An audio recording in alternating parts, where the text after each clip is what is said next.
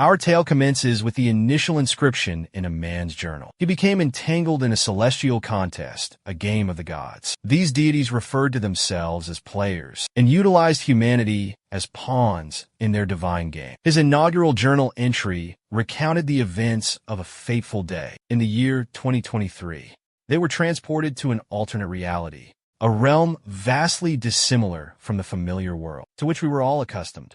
To be more precise, however, only fragments of major metropolises from across the globe, from New York to Cairo, were relocated to this new dimension. Each transported segment was assigned a unique numerical designation. The Diarist urban fragment bore the number 76. Across 103 entries, the journal's author described their arrival in a realm where celestial entities engaged in a cosmic game. These beings were known by various appellations: gods, titans, superior entities of existence, and their section of the city was merely an insignificant piece on the game board, where divine will dictated every outcome, influenced by the participants and serendipity. Each participant commanded their own urban center, a piece on the board. The destiny of its inhabitants rested upon their choices. Entry number 224 further elaborated on the guidelines of this contest, wherein the deities cast dice and maneuvered their tokens. Each space on the board corresponded to a distinct assignment, in which the human pawns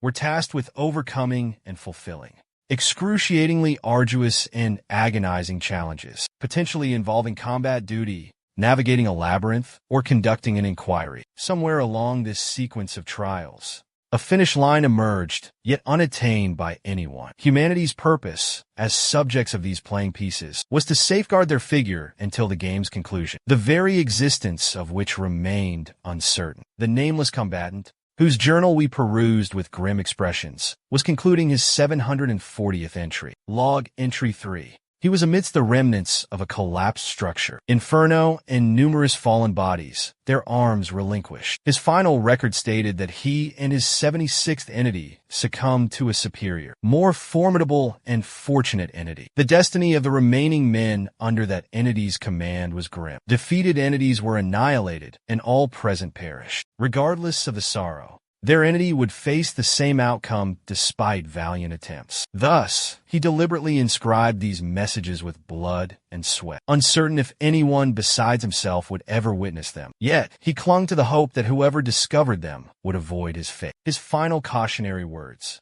under no circumstances should anyone defy the game's masters, irrespective of the potency of their weapons or abilities by human measures. Resistance was an utterly futile notion. Defying the players was unthinkable. Ultimately, the humans within the game possessed a mere sliver of their true power. Within this specific contest, they dictated the terms of engagement. Humanity was powerless to intervene. The instant a piece was compromised on a square, a deity swiftly obliterated it with their spear. The impact shattered the piece into fragments, scattering them across the surrounding expanse of the game board. Eventually, amidst the dilapidated remnants, a skeletal figure emerged. It floated adrift, a collection of inscribed tablets before it. At long last, someone had discovered it. He retrieved the final tablet from the skeletal hand, swiftly perusing its contents. He evaluated the efficacy of the documented tactics. They possessed considerable merit, yet they proved unnecessary for him. He discarded them upon the crumbling floor of the ruins. He already grasped the intricacies of this place. He resolved to abandon the solitary warrior's remains. They would remain undisturbed for eternity. A participant in the game observed his departure from the islet of remaining edifices and shifted his focus towards them. After rolling a few dice in his hand, he prepared to assault the impudent man, who dared to flee the game field.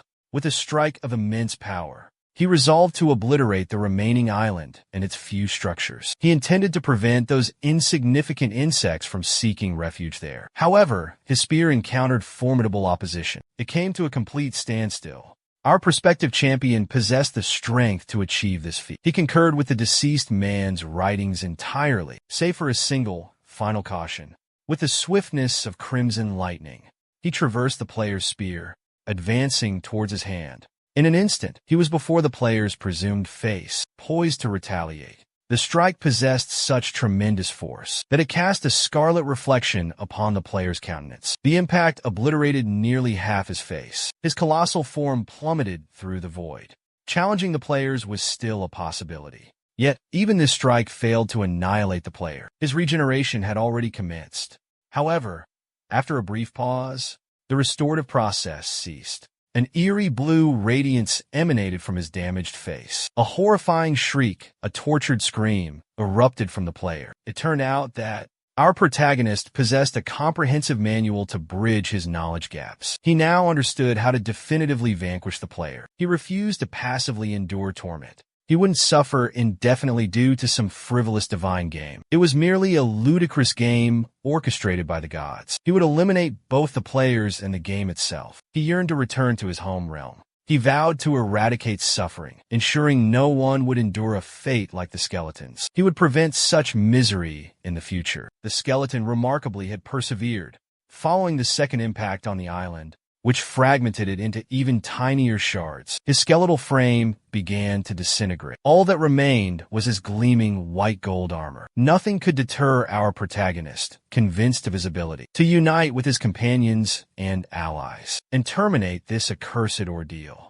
But how did our champion's journey commence? It began on an unremarkable, tranquil day, just like any other. On such a splendid, sun-drenched day, absolutely nothing hinted at impending turmoil. Our hero was peacefully attending to his affairs on a bustling thoroughfare in his hometown. He was enjoying music, his spirits high, seemingly impervious to any disruption. It turned out he was mere moments from safety, an action he wouldn't have time to execute. What transpired was utterly unforeseen. A cerulean streak darted before our hero's feet, causing him to halt. He gazed at it bewildered, unable to discern its nature or origin. Following the burst of light before him, there materialized a partition isolating this section of the metropolis from its surroundings. Our protagonist wasn't the only one frightened. The remaining inhabitants, gripped by terror, began to disperse, speculating about the cause. Was it a seismic tremor or an act of terrorism? This day marked the end of tranquility for those confined within the barrier. It had already commenced its detachment from the earth. Our hero remained positioned at the barrier's very edge, observing everything with perfect clarity. With a flash of light, their enclosure was instantaneously transported to an undisclosed location amidst the cosmos. He was stunned by these occurrences and barely managed to suppress his own panic, mirroring the sentiment of his fellow citizens. However, greater astonishment awaited him when he glanced downwards. He was bewildered by the unfolding events. Why a fragment of his city now rested atop a stone platform, bearing the inscription number 8, no less. As the terrified inhabitants regained their composure, they questioned the nature of the spectacle. The absence of mobile connectivity filled them with dread. Our protagonist couldn't fathom how tales from fiction had manifested into reality. Instantaneous transportation to alternate dimensions and other absurdities. Floating windows of data materialized before the citizens, resembling a virtual reality game. The bewildered populace couldn't decide which was more alarming. The digital displays announced the commencement of the game, prompting each individual to roll a die.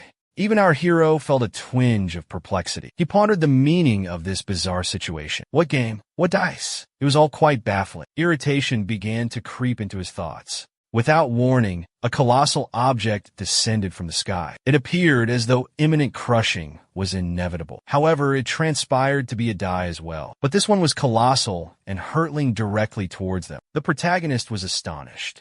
Could it truly be another die? It loomed ever closer to the energy field. Moments later, the die collided with the barrier, landing with the number 3 facing upward. A system notification promptly appeared.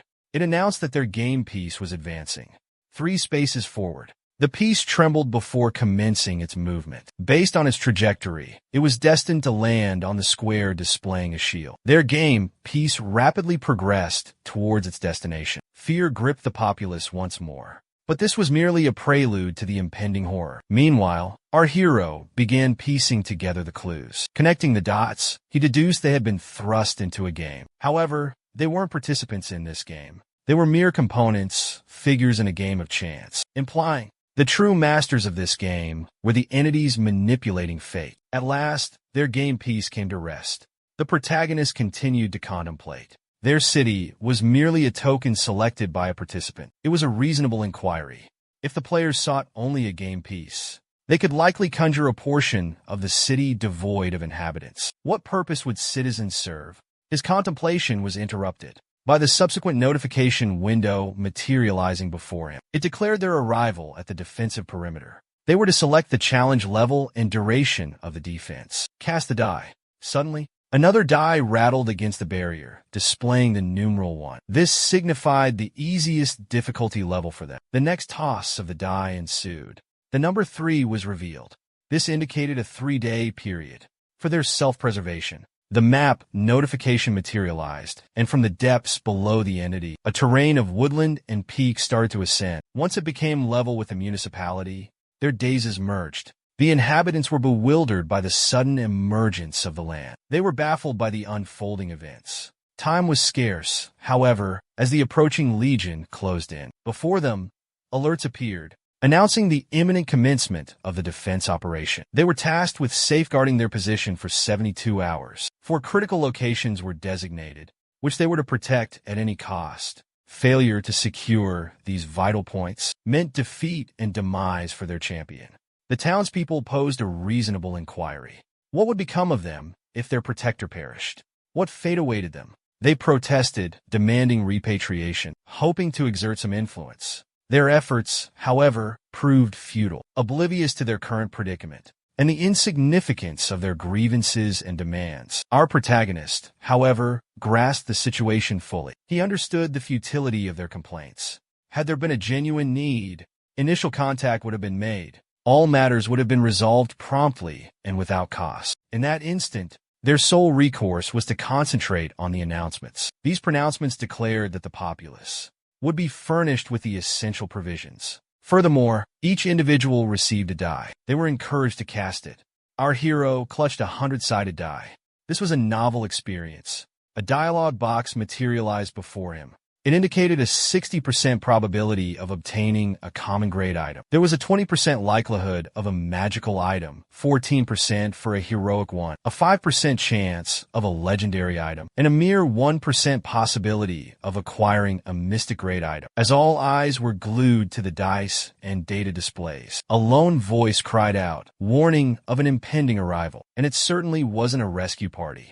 The ground trembled and shook as a multitude of figures drew near. A legion of grotesque monsters, diverse and terrifying, emerged. Armed and bloodthirsty, they advanced. Panic seized the citizens as they fled from the barrier's protection. Desperate cries for aid filled the air. With a menacing roar, the monstrous horde stormed the city. They relentlessly pursued the fleeing inhabitants, and they were exceptionally successful. Accustomed to tranquility, the citizens were ill-prepared for such a desperate flight, falling prey one by one. Each became a victim of the monstrous onslaught. Our protagonist was no exception. A club-wielding orc swiftly overtook him and unleashed a devastating blow. The force of the impact sent our hero hurtling through the air. He was tossed aside like a mere plaything. Mid-flight, he finally grasped the significance of the figures depicted earlier. Despite understanding its protective purpose, he found himself unable to benefit. He plummeted directly into a stack of crates in the street center. The boxes somewhat softened the impact of his rough landing. Thus commenced a strategic city defense game. Their sole objective was safeguarding the metropolis. They advanced toward their ultimate aim and executed their assigned tasks. It resembled a pastime for celestial entities. Superior beings amused themselves to alleviate their tedium, if they possessed any such feeling. Following the initial assault, the orc grasped a blood-soaked bludgeon. He prepared to conclude his unfinished business. He gazed upon the surviving individual. Abruptly, a shadowy figure swooped over them with a whooshing sound. In a fleeting instant, a winged maiden, spear in hand, materialized behind them. She stood at their rear. She plunged her spear into the earth, unleashing her ability. A fiery vortex erupted in her stead. It surged towards the monstrous creatures. Every creature on the street was dispersed and incinerated by the twister's fiery inferno. The surviving residents gazed in awe at their rescuer. They were overjoyed that every single monster had perished instantaneously. They pondered her identity. She was Go Haidu, an average person just like them. However, fortune favored her. She possessed a legendary class artifact. It was the Empirical Flame Dragon Prominence's Fawn. This relic granted its wielder access to the Empirical Dragon's might. She urged all wounded civilians to seek refuge in Namsen Tower. She commanded the military and law enforcement to establish a defensive perimeter. She added, with urgency, for everyone to swiftly cast their dice. The bewildered townspeople examined the dice in their possession, uncertain how to utilize them, complying with their savior's instructions. They tossed the dice. She clarified that the outcome of the roll would determine the caliber of their armament. Should they obtain a common grade result, she recommended a tactical withdrawal. If they possessed magical abilities or superior, she requested their assistance.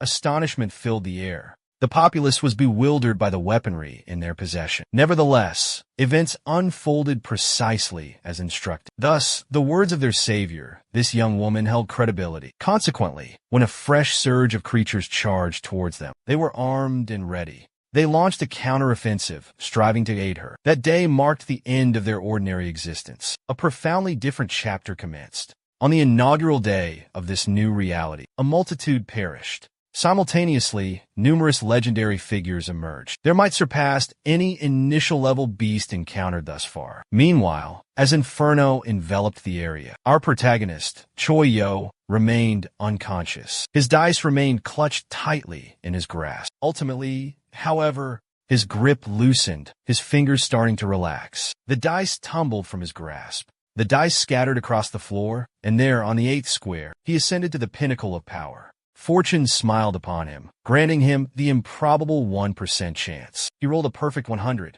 Yet, this stroke of luck would soon brand him the vilest of scoundrels. His future held a darker fate. He was bestowed a unique tome, the Demon King of Sovereignty, Christina's Grimoire.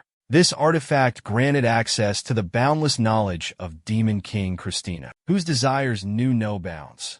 It provided the wielder with omniscience, revealing the locations of artifacts, clandestine occurrences, details of monstrous creatures, cartography, and mission objectives. As the quest commenced, crimson lightning pulsed from the book. It ascended before the unconscious hero, crackling with power. But the Demon King, Christina, the ultimate satisfaction of the yearning for subservience. And from this single origin, a consequence arose, a development that would later astound the others. And the wellspring of his animosity, it entailed the following: all compensation acquired by fellow users, owing to the knowledge contained within this tome, would become the property of Crossan's book's possessor, specifically our protagonist, Choi Yeon. Within 3 hours of the defensive operations commencement, 3,102 individuals perished and 7,023 sustained injuries. Furthermore, of the 4 strongholds requiring protection, 1 was obliterated.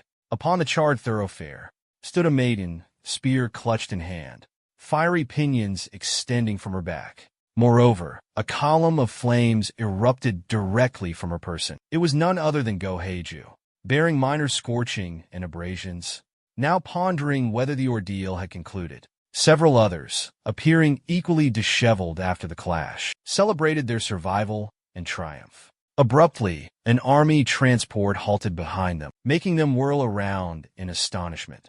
A serviceman disembarked from the vehicle and declared the arrival of the South Korean armed forces. Following his lead, additional troops emerged from the transports and commenced evacuating the injured, along with civilians. They informed them that they would be transported to Namsen Tower, designated as the securest location. Simultaneously, a soldier approached Go, greeted her, and offered a salute. He commended her for her exceptional performance. She dismissed it with a wave, stating it was insignificant. He insisted, claiming she had provided them with valuable time. This interval allowed the military and law enforcement to mobilize and deploy effectively. The soldier was identified as Sergeant Kwon Jiao, a revered figure holding the esteemed rank of Cult Inquisitor helmet. Owing to its unique composition, the helmet wearer remained clear-headed and composed. He displayed no signs of panic or disorientation. Go Haidu inquired with the sergeant if the ordeal was concluded. The sergeant responded that communication lines were down. This hindered their ability to evaluate the circumstances. He added, however, that they were utilizing radio transmissions. They anticipated receiving reports from each site shortly. Approaching the vehicle, he proposed a visit to Namsen Tower. The other readily concurred. He trailed behind. A sudden voice erupted from behind them. Startled, they whirled around. The voice seemingly belonged to Choi Young. Clutching a book, he mumbled something unintelligible. He insisted this wasn't the conclusion. He stumbled towards them. His appearance was remarkably disheveled. One eye was shut. A gash on his forehead oozed blood. His garments were soaked in crimson. Drawing nearer, he proclaimed the imminent arrival of their leader. He then opened the book and declared it was foretold within its pages. He added that it also contained mission briefs, creature data, current status updates, and all other pertinent details. Resolute to validate his claims, he opened the book and presented it to the soldier and the young woman. They gazed at it incredulously.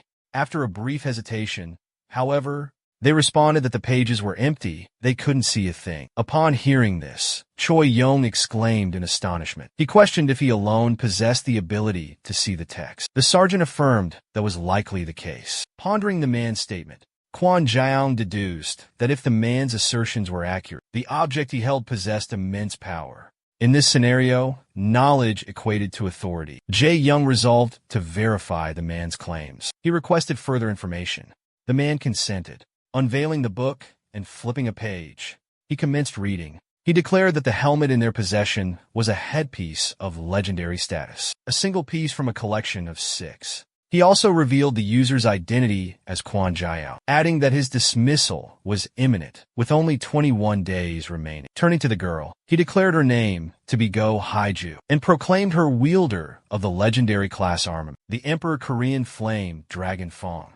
Unexpectedly, he divulged her preferred karaoke tune, Chill Gap Mount. Flustered by this revelation, the girl brandished her spear, aiming it at him, and commanded him to cease. The sergeant remarked on her impeccable musical taste. Go Haiju and Kwon Jiang concurrently affirmed the veracity of his statements, concluding the book held accurate information. Grasping the implications, Kwon Jiang mused that if the text held true, an encounter with the leader was inevitable. Producing a walkie-talkie, he announced that confirmation of the artifact's capabilities necessitated contacting headquarters to determine the subsequent course of action. Observing the game piece on the board from an elevated vantage point, a disembodied voice reverberates. He capitalized on the notion that it had occupied his thoughts continuously, the virtual battlefield upon which the action transpired. He'd likely be a character plagued by a glitch. This world's challenges proved trivial for him, and that was probably the intentional design. Its purpose, to keep him sequestered from reality. Lost in contemplation was a man clad in hospital garb, a head bandage adorning his skull. He sat before a gaping cavity in the wall, emanating a radiant luminescence. However, behind him lay a collection of board games strewn across the floor. His gaze remained fixed on the brilliant light. He mused aloud. Suppose someone superior detected the anomaly and contained it. What if a day arrived when he could reintegrate into the world? Then, Sergeant Choi Yo's booming voice shattered the silence, addressing the man. Jolted back to awareness, he instantly swiveled at the sound. Kwon Jiang observed the man and declared he had secured authorization from command. Gripping the walkie-talkie tightly, he declared it a pure gamble. Lacking alternative options, they chose to trust his intel. Returning the walkie-talkie, he requested a comprehensive update on the situation. He promised to do his utmost. Choi Young confirmed the connection was clear. He announced loudly that he would now brief them on the ongoing defensive operation. Their mission, safeguard the bases against monstrous onslaughts. These occurred every 6 hours.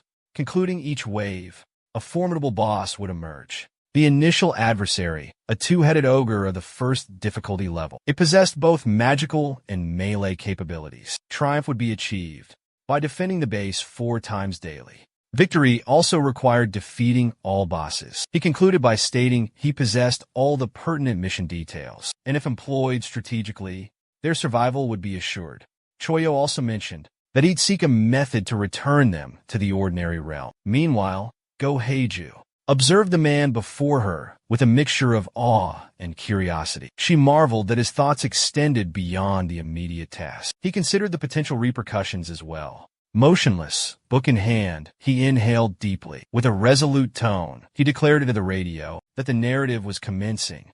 Yet, prior to divulging the complete data, a preliminary assessment was warranted. However, this merely marked the commencement of our protagonist's transgressions. Specifically, the Christina books, the source of all the information, had dominated the accolades of those with whom the knowledge was disseminated. It also encompassed the records of those individuals. Furthermore, this figure included not just those who received the information straight from the tome's proprietor, but also those who learned of it secondhand, via gossip or other channels, and any knowledge stemming from the book's holder, be it insights into combating creatures, team formation, intelligence on adversaries and their subjugation, details regarding weaponry and their capabilities, their proper utilization, concerning practice skirmishes with formidable foes, their vulnerabilities, the progression of levels and attributes, culminating in even aesthetic alterations, could wreak havoc upon those who identified her. After all, it all pertained to the diabolical sovereign king. Christina performing Peaceful Melody No. 8. Inhabitants, 193,256. Sovereign casualties documented, 176. In a single day, 91% of the populace fell victim to Dominion. Their misdeeds persisted until the game's final moments. This defensive operation resembled a tower defense game. A horde of orcs advanced along the thoroughfare. They moved between the city's structures,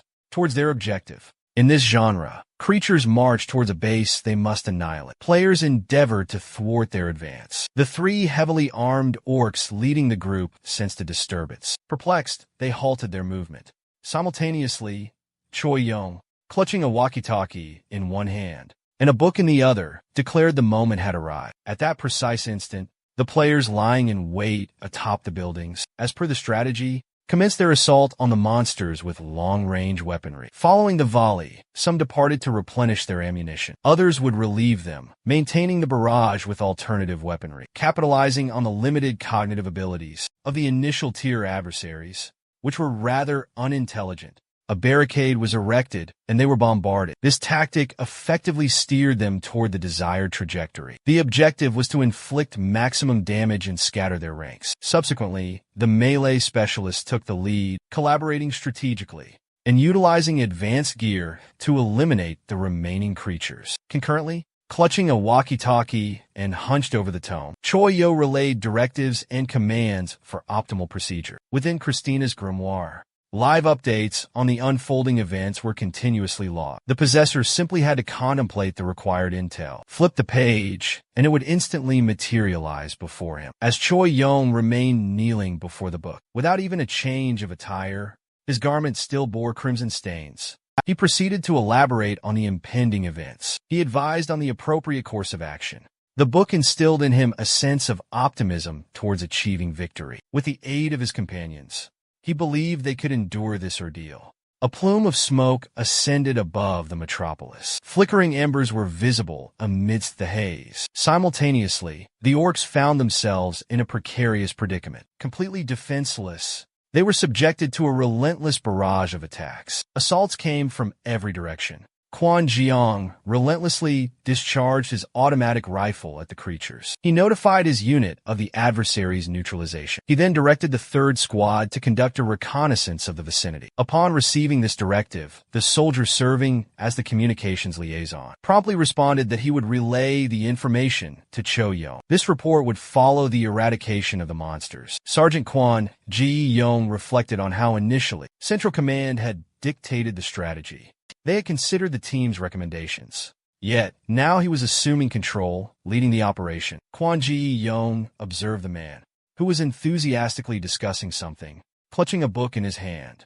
He recalled the man's prior statement, claiming the book contained solely knowledge. This implied his aptitude for elucidation and leadership. Effectively managing an entire city wasn't derived from the text, but was it truly his own innate skill, or perhaps another hidden function of the book? The sergeant's contemplation was abruptly interrupted by Choi Yul's approaching voice, calling out his name. Wearing a weary, yet genuine smile, he declared the ordeal was nearly concluded. He faced the man and inquired if this signified the final wave's leader was imminent.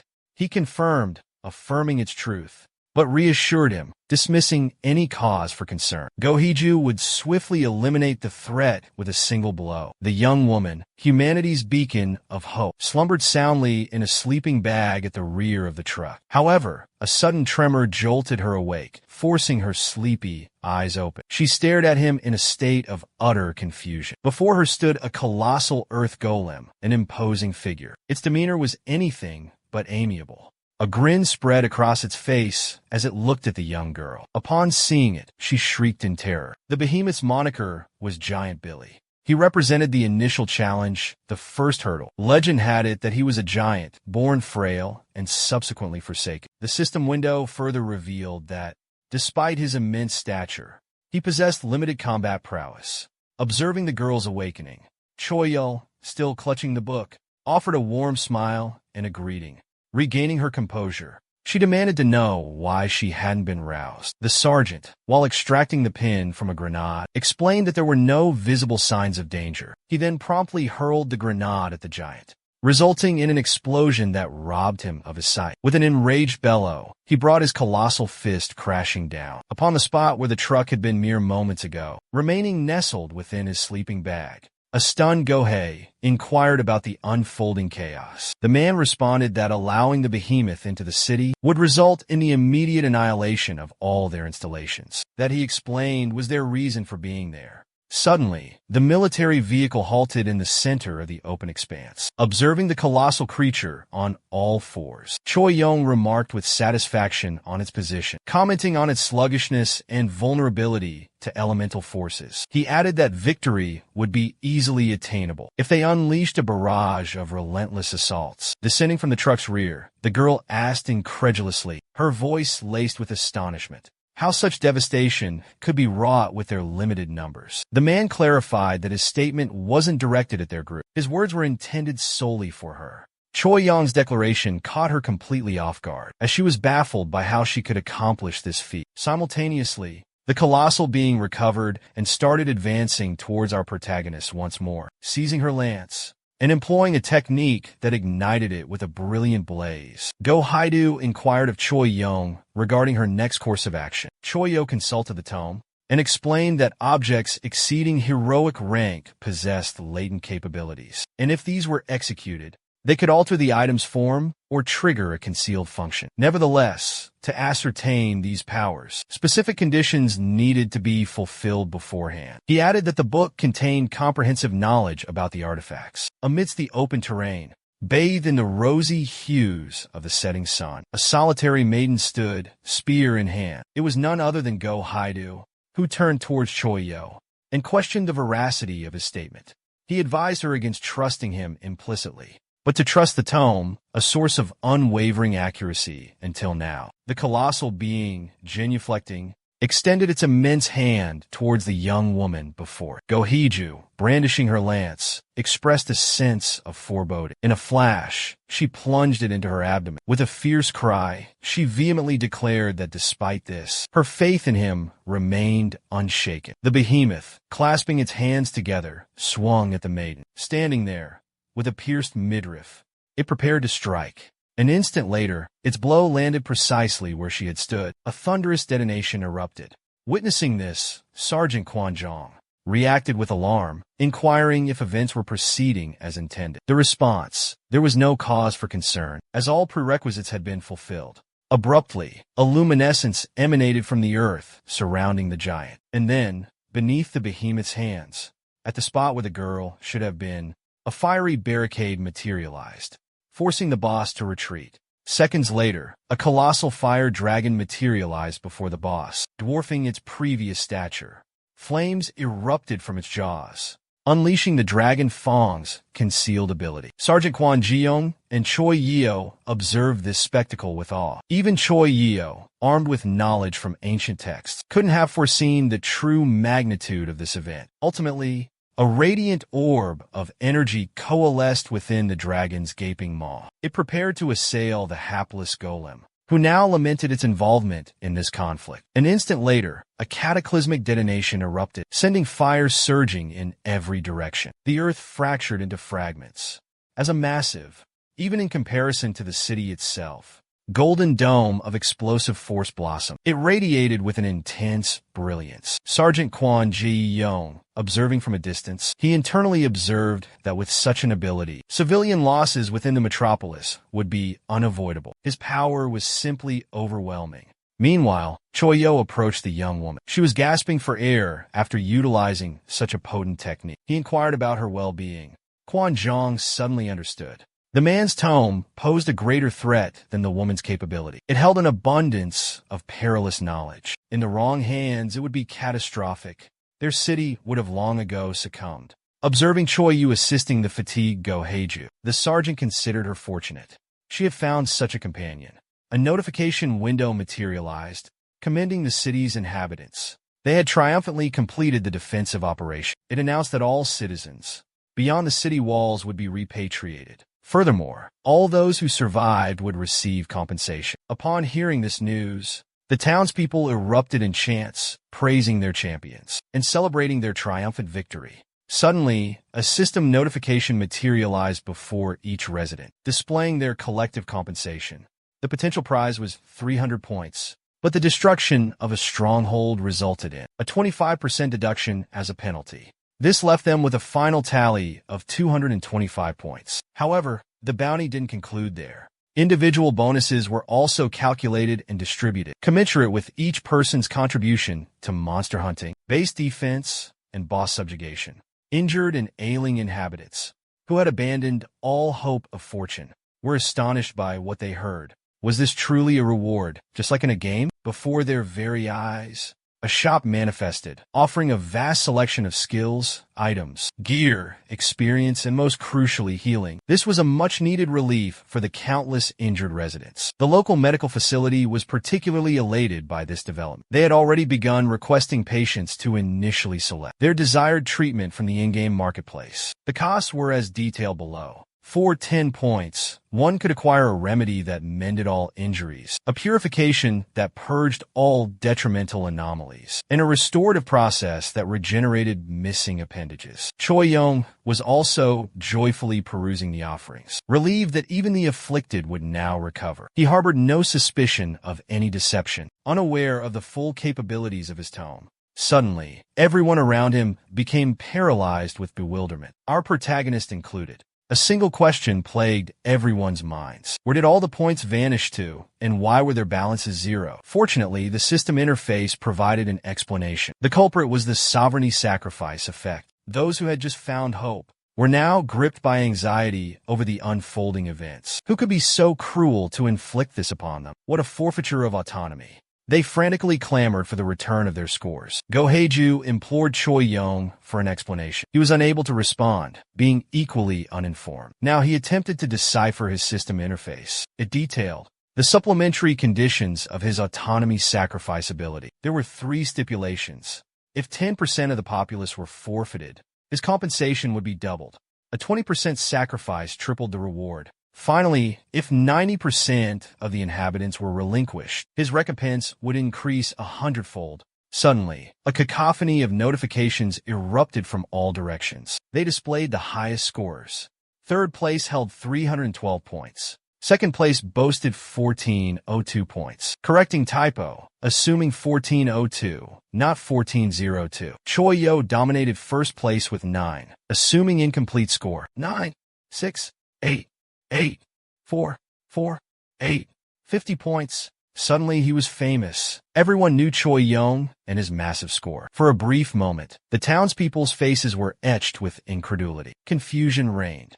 But in a flash, their feelings transformed. Rage and desperation consumed them. They surged toward Choi Young, bombarding him with inquiries and accusations. The sergeant and Go Heiju intervened, rescuing him from a potential mob attack. Choi Young pleaded ignorance about the book, but his cries fell on deaf ears. No one trusted him. Quan Jiang urged him to remain composed and prioritize tending to the injured.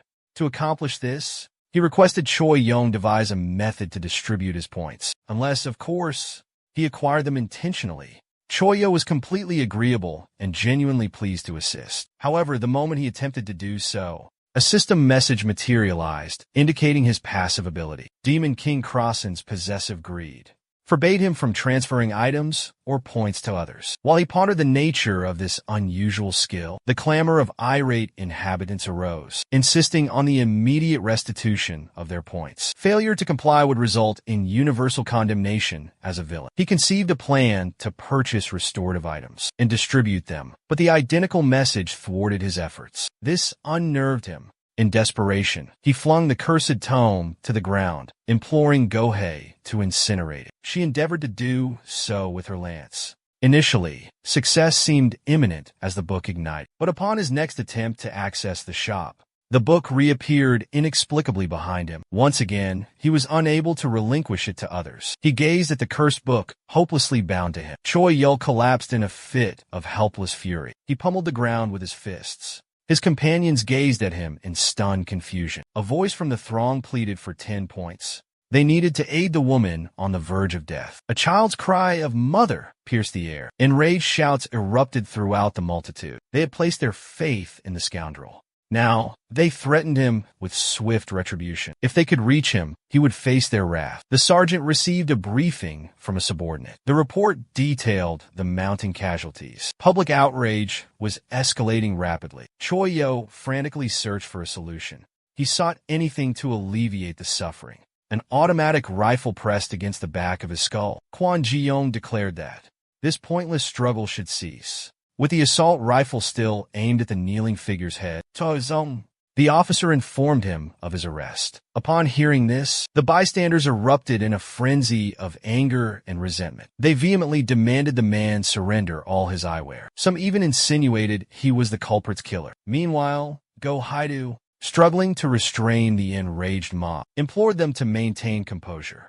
Simultaneously, Sergeant Kwon Jae-young discreetly approached the protagonist. He urged him to flee, advising him to escape the premises, and subsequently rectify the situation. It was the only assistance he could presently provide. Choi Yo's eyes widened in astonishment at this revelation. Nevertheless, recognizing this as his sole, irreplaceable opportunity, he resolutely clenched his fist with unwavering determination. Then, as the irate crowd shouts intensified, demanding to know his intentions, Choi Yo entered the game shop. He proceeded to exchange points for dexterity attributes. In a flash, he launched himself into the air with incredible velocity, vanishing from sight. He left behind a bewildered audience, struggling to comprehend the sudden event. As the majority of the onlookers regained their composure and grasped the situation, angry shouts erupted, accusing the swindler, who had robbed them blind, of making his escape.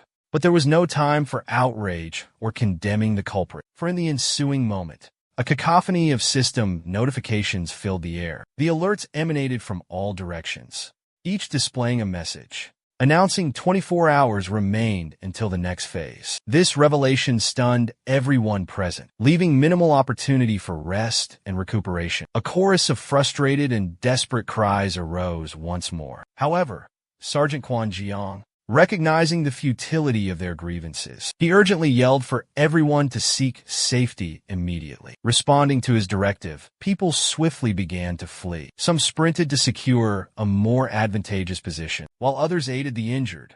Amidst the pandemonium, a young woman, spear in hand, stood motionless in the street. She remained completely still. It was none other than Go Haeju, her gaze fixed resolutely on the horizon. Before the massive throng of assembled citizens, a man stood upon a platform, addressing the populace. He instructed those willing to fight to position themselves on the left, while those wishing to evacuate should gather on the right. He urged everyone to frequently consult their status window and to remain within the evacuation center unless authorized to leave. Furthermore, everyone needed to memorize the locations of the temporary shelters, as well as the alternative evacuation sites. However, a crucial regulation, their immediate reaction was to flee. Upon sighting Choi Yo, escape was paramount. Shielding their ears, they had to make a hasty retreat. Their next task, inform officials of his location. Furthermore, should there be any, upon sighting Choi Yo, escape was paramount. Shielding their ears, they had to make a hasty retreat. Their next task, inform officials of his location. Furthermore, should there be any, he offered no counsel regarding the impending assault. That individual should remain sequestered until the operation concludes. Simultaneously, a figure's outline was sketching a crimson circle upon the earth. Using red chalk, he etched upon the floor. The regulations proclaimed in the plaza were audible to him. Specifically, should an individual fall victim to dominion, yet conceal it from the populace, such actions would constitute a transgression against the statutes. Subsequently, penalties would be levied. The individual inscribing the circle was our central character, Toido. Following the public dissemination of the ground rules, the settlement regained its vitality. albeit not entirely to its former state. After all, they were now burdened with a critical objective, specifically to endure this infernal ordeal. Each individual was striving to their utmost capacity. The armed forces were devising strategies. Some were engaging in rigorous training, aspiring to augment their strength. Others queued for provisions, seeking to fulfill their basic necessities, specifically sustenance. Some engaged in altercations, while others sought refuge in prayer, hoping for salvation. Yet inevitably, the moment for a decisive action arrived, and the participants, engaged in a contest where countless lives hung in the balance, once more cast their lot. Pawn 8, representing the city where these occurrences unfolded, was compelled to advance 4 spaces. Upon completing this movement, the piece landed upon the Demon King's sigil. A system notification window materialized proclaiming this event. It appeared before every individual. Their mission: eradicate all emerging demonic obelisks, along with the sentinels entrusted with their protection. Should they fail within the designated time frame, the Demon King would be invoked. The duration for task completion, 5 days. The number of obelisks requiring destruction, 3. The initial Pillar Guardian's strength level, however, was merely rank 1. He was known as the Fallen Angel of Destiny, a celestial being cast out, wandering in pursuit of his predetermined path. Despite possessing 2 sets of wings, giving him an angelic semblance, his appearance was unsettling. The second Pillar Protector's challenge mirrored the first. Its power level was also at rank 1. This second guardian was called Mad Brains. Its metallic form resembled a praying mantis. Its head showcased a massive, exposed brain. According to the system's information, this entity possessed an insatiable urge to create. The longer it spent crafting, the more refined its creations became. The third Pillar's guardian presented a greater challenge than its predecessors. Its strength was equivalent to level 3. Upon absorbing this knowledge, Go Haiju and Quan Jiang were astonished. This challenge was significantly more demanding than the previous 2. Before a massive edifice, a colossal column surged from the earth. Its apex glowed with a fiery crimson crystal. At its base, a creature with a humanoid physique stood guard. Its hide, however, was a vibrant emerald green. The notification window revealed its identity. It was the guardian of the third Trials Pillar, the goblin swordsman Jack. He was a goblin proficient in swordsmanship, a master of martial combat. His body had undergone a complete metamorphosis. Furthermore, he sought to shatter the Demon King's seal and engage him in battle. Meanwhile, Choyo lay prostrate on the ground. He rested within a circle he had inscribed himself. Numerous papers littered the area surrounding him. Each was adorned with cryptic symbols and text. A keen observer could detect a subtle grin gracing his lips. Simultaneously, the perplexed Sergeant Quan Jiang, clutching a walkie-talkie, received an urgent transmission. The citizens had initiated an assault. A voice added that despite attempts to quell the unrest, subduing them proved nearly impossible. Upon processing the information, Quan Jiang declared resolutely that it was their moment to intervene. Then pivoting towards Go Haidu, he inquired about her intended course of action, but she offered no response. The soldier beside whom she had recently stood reported her departure. Upon hearing the soldier's account, he contemplated the unfolding chaos. Their meticulously crafted system and collaboration had crumbled within a single day. Meanwhile, the fugitive young woman, brandishing her spear, positioned herself before the pillar, beneath which the third-level guardian sat. Assuming a combat-ready posture, she fixed her gaze upon her adversary. Her eyes burned with unwavering resolve. Her opponent remained casually seated against a pillar, radiating a cerulean luminescence. Yet, Go Hiju's determination remained indomitable. In a flash, she lunged directly toward the defender, unleashing her newfound power, causing her hair to blaze with a brilliant, aureate glow and revealing her legendary spear. She prepared to deliver a decisive blow. Mere moments later, her attack found its mark, triggering a thunderous detonation. Despite the sheer power of the impact, to her astonishment, the defender stood unscathed. It was as if he had effortlessly raised his sword in defense. He had parried her spear with seemingly minimal exertion. With a subtle flick of his wrist, he brandished his blade. This simple gesture sent the girl reeling backward. He then raised his sword skyward, bathing it in an azure radiance. Its descent was too swift for the naked eye to perceive. A flash of white light materialized before the airborne girl. She remained suspended midair, The light seemed to have already cleaved her skull in two. A deafening blast erupted in the heart of the city. A shockwave of azure energy radiated outwards. The goblin sentinel station beneath the column lifted its gaze for the first time. A faint expression of confusion clouded its eyes. Nearby, a figure impacted the earth. It was Choi Yong. He cradled a startled Go Heiju in his arms. He gently set foot on the ground. He lowered the girl to the ground. He instructed her to inform his comrades he'd be claiming their entire reward. He would keep it for himself. Annoyed, she retorted that his intentions were already quite clear. He left her standing there. He strode towards the pillar where the guardian sat. He continued that her companions should avoid his presence if they wished to retain their earnings, that is. The young woman attempted to address the departing Choi Yo. However, he instantly conjured his tome. It materialized in his grasp instantaneously. Clutching the open book, the young man advanced towards the column. He pondered the impossibility of restoring lost experience. Their points were gone. Escape from the Demon King's cursed book was equally futile. Status, he commanded. His gaze shifted to the system interface. Simultaneously, the shop appeared, displaying a level increase. Each attribute point would elevate his level. Go Heiju inquired about skill enhancement. What value is required, he asked the system.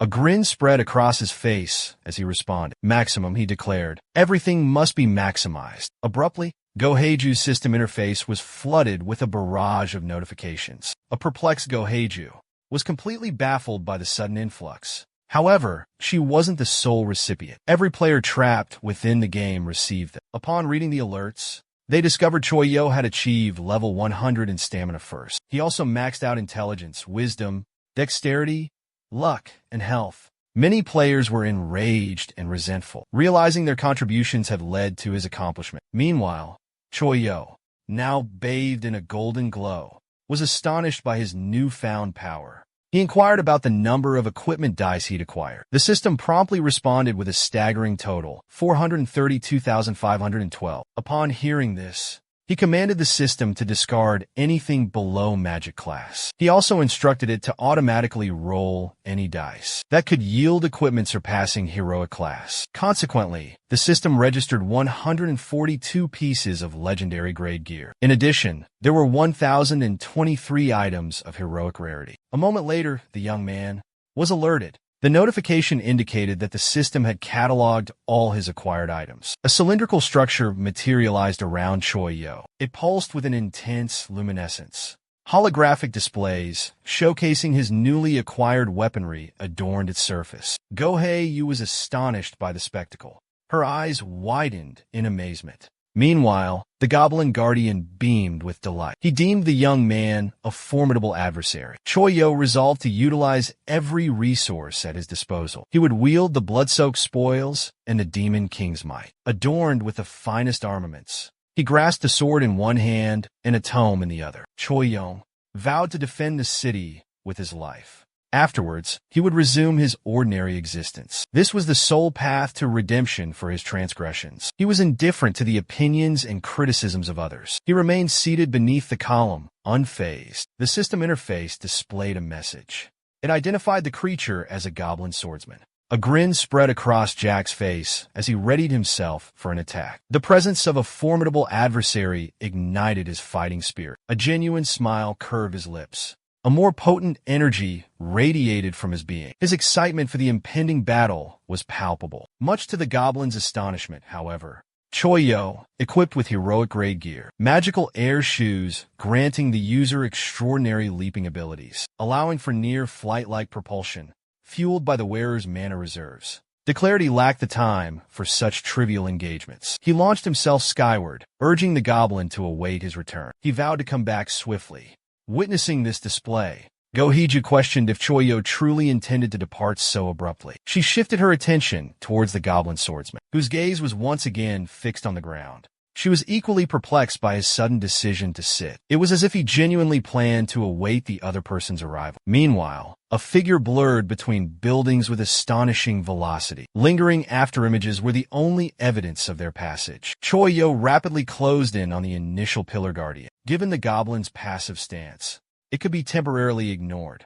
Detecting the imminent threat, The fallen soul angel apprehensively pivoted toward the approaching menace. This, however, did not spare him from Choi Yong's incoming strike. His face was met with a forceful kick an instant later. Observing the defender beneath his foot, Choi Yong muset internally. His priority was engaging the remaining defenders, he determined. Witnesses to Choi Yo's arrival erupted in furious cries. They vehemently demanded his immediate demise. Choi Yo continued his assault on the first pillar's protector. He darted across the cityscape with blinding speed. His movements through the air were incredibly swift. Sword in hand, he recalled the book's contents, specifically the details regarding the Pillar Guardian's unique ability activation. It would trigger under specific circumstances. These attributes introduced vulnerabilities in the protector, thereby improving the odds of victory. He launched another assault, but the defender deftly evaded it. Reacting swiftly, Choyo also deduced that unfavorable conditions could unlock potent, challenging traits. Triggering these would prove formidable.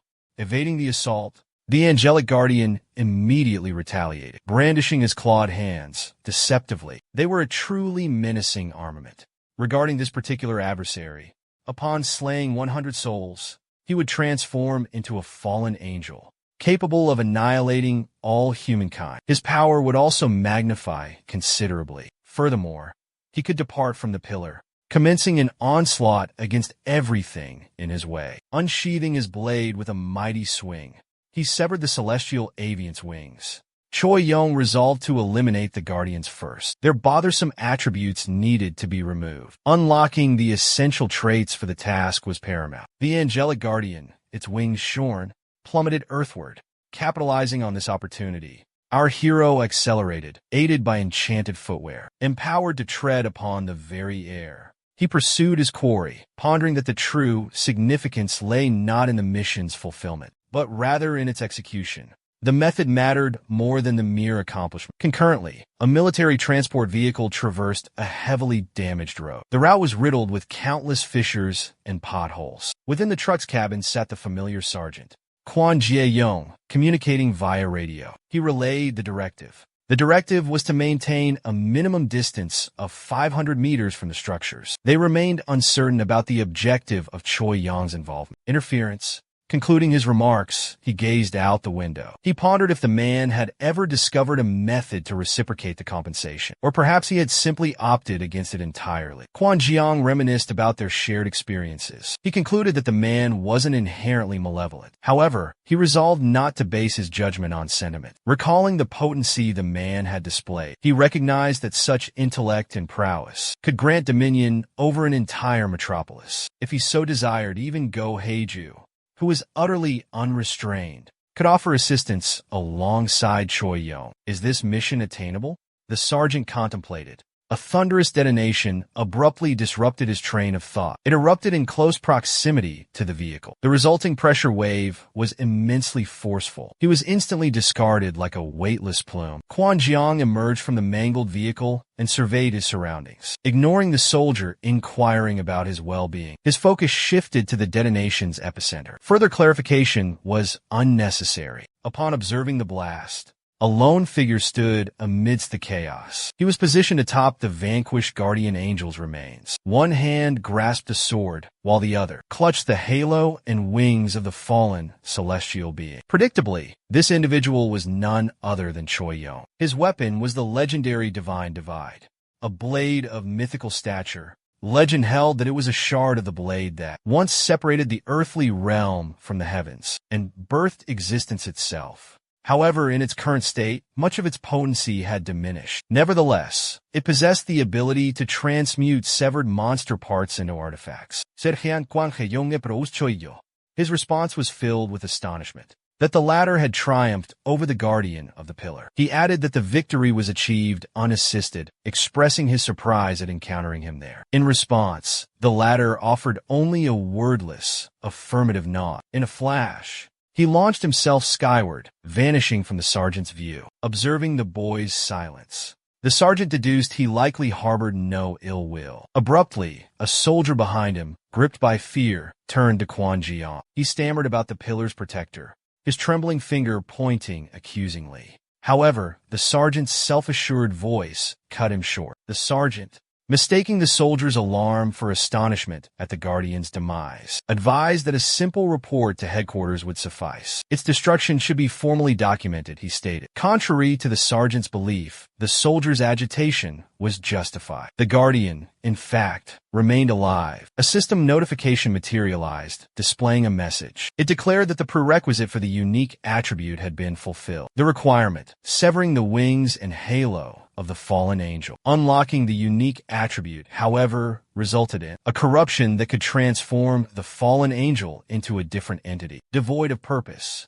Just as the prophecy foretold, grotesque appendages sprouted from the defender's already deformed visage. Moments later, a wholly distinct being, resembling a prehistoric saurian, materialized before the astonished sergeant. Quan Jiang and the regular infantryman faced a tainted monstrosity with a threat level of 2. It was a creature consumed by despair and succumbed to wickedness, abandoned by its deity due to its transgressions. Observing the abomination before him, he concluded that a warrior's existence was truly wretched. Fortunately, support arrived swiftly in the form of a 5-man squad, each wielding an automatic weapon. Quan Jiayong surveyed his surroundings and evaluated his strengths, deducing that, since this mission involved only 3 adversaries, their combined might likely rival the entire raiding party. As he unleashed fire upon the pillar defender, he pondered if Choi Yong had intentionally left this behemoth for them. The arriving reinforcements followed his lead and also bombarded the creature with projectiles. One soldier contacted command, requesting immediate assistance. He relayed their precise coordinates.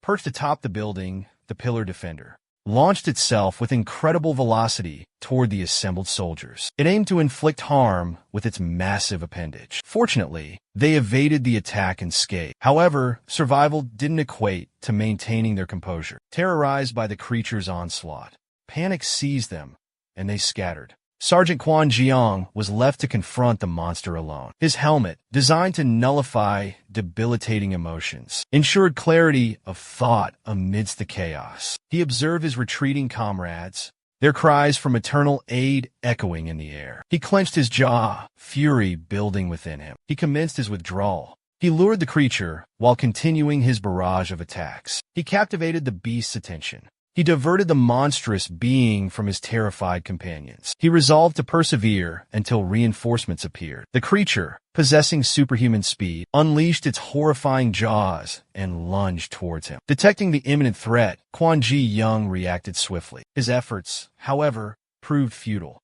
Mere moments later, the pillar's guardian crushed him beneath its colossal paw. A crimson pool instantly materialized beneath. Choi Yong hurled the burdensome book skyward. With a triumphant grin, he snapped it shut, exclaiming, "Excellent! I've secured one," he declared. Simultaneously, a radiant, emerald luminescence emanated from beneath the monster's paw. It was meant to eliminate. The sergeant vanished, leaving the beast utterly perplexed. An instant later, his claw was violently repelled by an emerald radiance. This luminescence solidified, forming a protective shield. A hand clutching a verdant banner emerged from where the sergeant's remains should lie. A notification materialized on the screen, declaring that the prerequisites for Helden's concealed helmet ability were fulfilled. The figure braced against the standard, kneeling on one leg, was none other than Quan Jeong himself. He survived, though drenched in crimson. Gripping his rifle in one hand, the flag in the other, he murmured inaudibly. The initial requirement for triggering the latent skill was near death, inflicted by a shadowy assault or a corruption strike. The second prerequisite demanded the helmet's possessor command a unit exceeding 5 members. The resultant ability was known as the Spirit of Helden. Upon activation, the user became overtaken by the malevolent Spirit of Helden, a former persecutor of non-believers. An instant later, his apparition materialized behind Quan Jiang. He radiated an emerald luminescence and exuded a potent energy field. And, unsurprisingly, he bore a striking resemblance to Susanoo. The ability's duration was a span of 10 minutes. Throughout this interval, all gear and capabilities were infused with celestial might. Resistance to darkness and decay was significantly augmented. Furthermore, upon activation, the user entered a state of zealous frenzy. This granted a surge in offensive and defensive attributes. Regeneration was also amplified, and complete emotional immunity was bestowed. However, sanity would be sacrificed. He would relentlessly assault all creatures of darkness and corruption. Witnessing his intended victim's survival, and sensing the immense power emanating from him, the creature was taken aback. Meanwhile, Quan Ji Young continued to utter fervent ravings. But the advantages of this extraordinary skill didn't conclude there. In the next instant, the system announced that the Zealot ability had been triggered for every member of the group. Consequently, before the eyes of his squad mates, who moments earlier had been fleeing in terror, a symbolic mark materialized on their brows. Their eyes glowed emerald green. They vehemently roared fervent pronouncements. Without a trace of trepidation, they charged toward the beast. Observing from above, Choyo felt a shiver crawl down his spine. It was far more dreadful than he'd envisioned.